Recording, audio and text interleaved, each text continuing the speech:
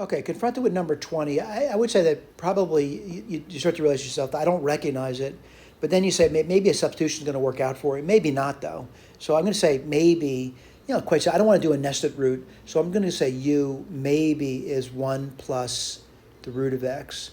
And I like to, simplify things by solving, actually getting rid of the root. So I say u minus 1 equals root x, or x would equal, I got to square that out, right? So it's going to be u minus 1 squared. And then I'd write down, dx equals 2 u minus 1 to the first power du. All right, let's see if that works out.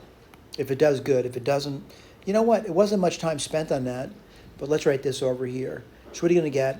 Well, you're going to get the root of u, right? Where's that coming from? My substitution. It's root of u. What's dx? Let's write it down. It's going to be 2 u minus 1 du. Things are working out. I'm going to simplify the integrand. I'm going to pull a 2 out. The root of u is a half, and that's going to be u to the 3 halves now, minus u to the 1 half du. Let's keep moving forward.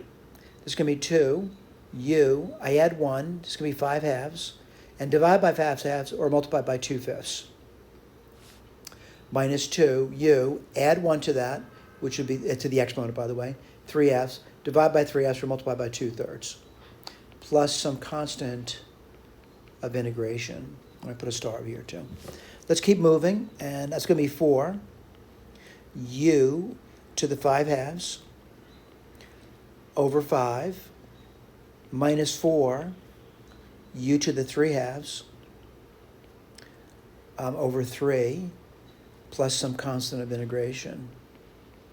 All right, what I'm going to do now is I'm seeing this thing as, maybe I should get a common denominator.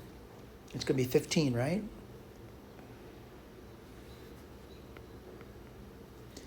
And so it would be 12 u to the 5 halves minus 20 u to the 3 halves plus some constant of integration.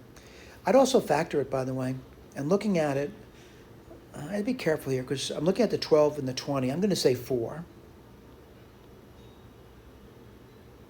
There's 15 there.